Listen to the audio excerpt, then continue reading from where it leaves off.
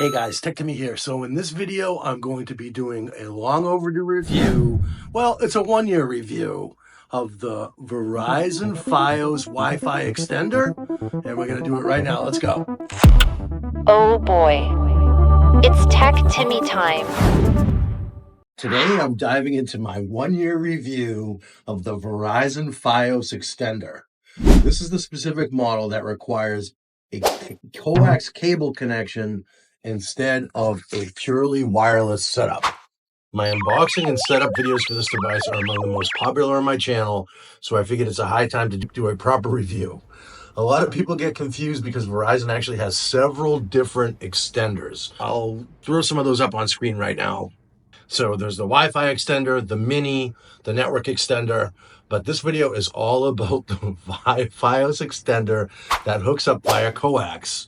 If you've ever been baffled about why something called a Wi-Fi extender isn't truly wireless, stick around because I've got answers, speed tests, and plenty of feedback from the trolls out in the forums. Before we jump into the nitty-gritty, let's look at some of the things people have been saying online. First, Michael S. from the Tech Talk forum wrote, I thought this was supposed to be wireless. Am I building a spaghetti network? I've seen a lot of confusion like that where folks expect plug-and-play device instead of wrestling with the coax cables. You would think a Wi-Fi extender would be wireless, but this one is not.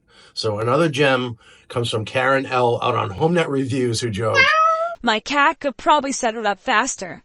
And finally, David R., I think this one came from Facebook, said, I really don't know what this means, but he said, it's like turbocharging a bicycle. Noticeable improvement, but you're still pedaling. All right, so those three comments pretty much sum up the mix of confusion, frustration, and mild success stories people have had with this extender. So now let me actually clarify what this thing is supposed to do. So essentially, the Fios extender is designed to give you better Wi-Fi coverage in areas where your main router signal doesn't quite got it. The catch is that it relies on a coax cable running from your main router or from a splitter connected to your main focus ONT into the extender.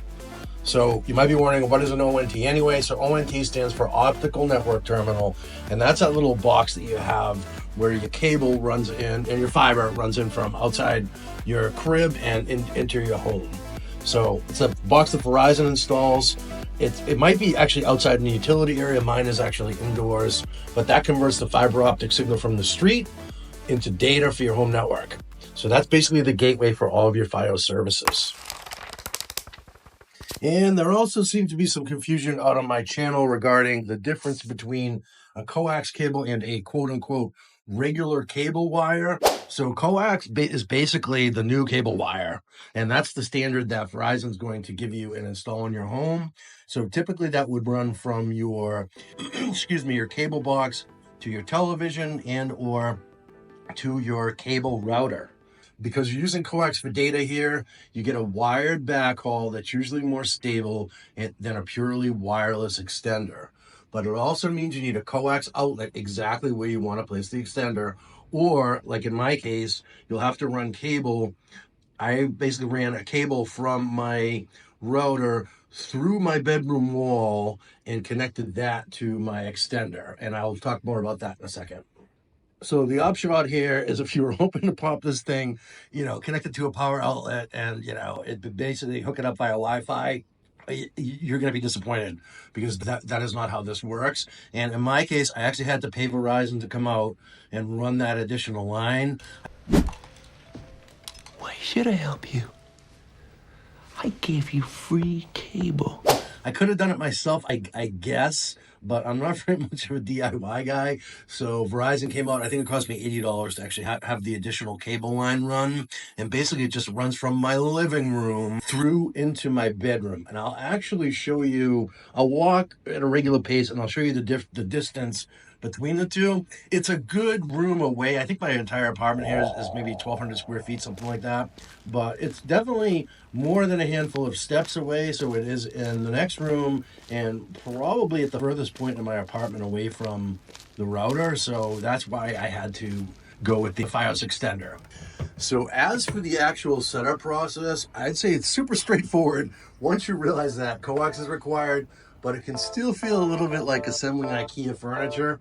if you're not used to dealing with cable connections, which most of us are, I would hope. So super easy. You basically just take your coax cable connection that you either run directly from a live cable jack and or you, in my case, snake it through the wall into a different room from your main router. And then you connect that to the back of the extender, and then you basically power cycle the thing on, and it just works. So it should be that simple to set up. And then you connect into, in my case, I'm connecting to my 5 gigahertz Wi-Fi network as opposed to my 2.4, and that's what I have the router set up on. But I have a full setup video on my channel if you guys want to check that out. I will link it to this one.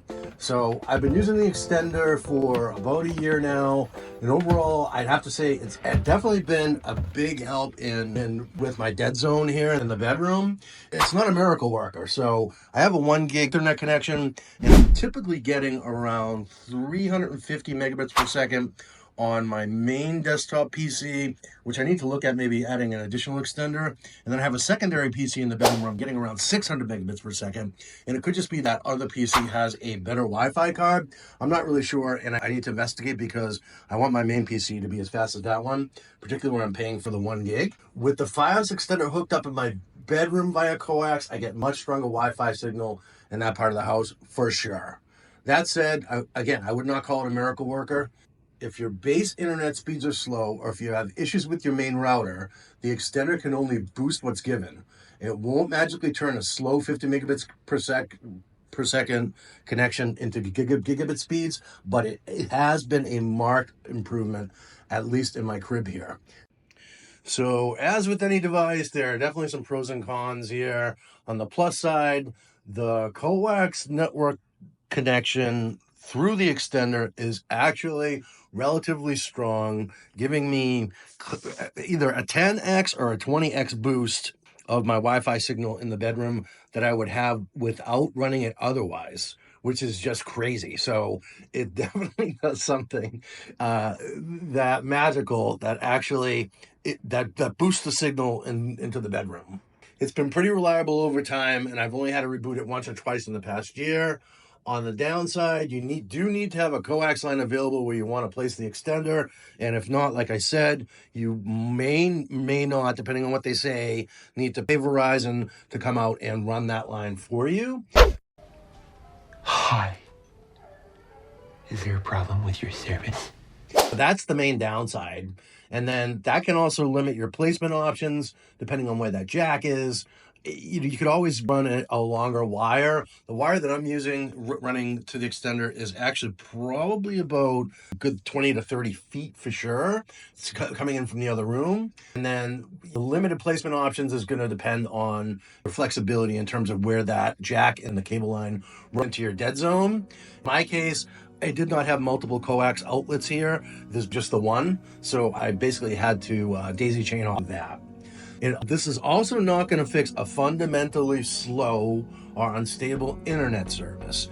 Again, I'm paying for 1 gig, and it's actually working relatively well for the 1 gig service. I'm not getting anywhere near full gig speeds in the bedroom. In fact, I don't get full gig even right directly on top of the router.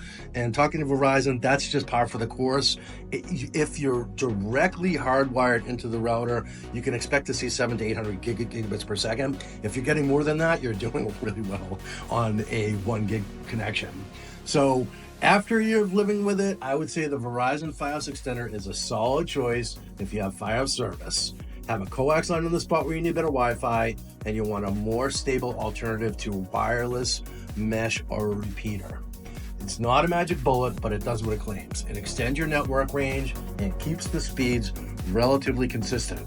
If you're on the fence, ask yourself if you have an actual coax port in the right area, and or you could potentially get one installed, and or you can run a cable from your main router into the area where you need to place the extender. If the answer is yes, you'll probably appreciate the extra coverage. Thanks for tuning into this video. If you've ever been confused by a wireless extender that actually needs cables, let me know in the comments. I'd love to hear your stories. Hit that like button if you found this helpful. and subscribe for more real-world tech reviews. As always, may your Wi-Fi stay strong and your cables never get tangled. I'll catch you in the next one. Cheers.